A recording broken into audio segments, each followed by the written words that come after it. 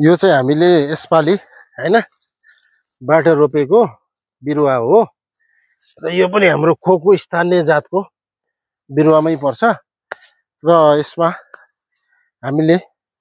तलको भागबाट लिएर हामीले झन्डै हैन यो बिरुवाहरू सबै यसपालि रोपिएको बिरुवाहरू यहाँदेखि यो पल्लो छेउसम्म छ यतापट्टि त्यहाँ बाटोसम्म छ त्यो पल्लो छेउसम्म यतापट्टि तल पुछारसम्मै छ अझै बाँकी छ तल पुछारतिर रोप्नु र अब यता मास्तिरपट्टि यो भाग बाटो हो त्यहाँदेखि मास्तिर एउटा बगान छ के अरे यही नयाँ बिरुवाहरू छ त्यो नयाँ बिरुवाहरू चाहिँ अब रहेछ त्यहाँ र यहाँ यो बाटो चाहिँ फाड्ने यसपालि फाडेर सक्यो अहिले भर्खरै यहाँ लगभग हामीले 3-4 जनाको दरले हामीले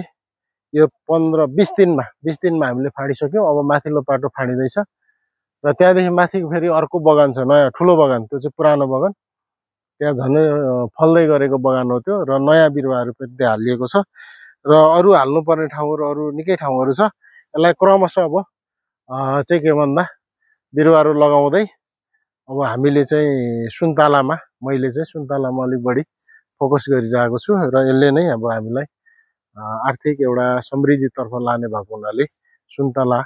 रोप्ने अभियानको रूपमा सञ्चालन गरिएको छ अब यी पनि के पातलो भएका ठाउँहरूमा थप्नुपर्ने स्थितिहरू छ त्यसरी हामी लागिरहेको छौँ धन्यवाद।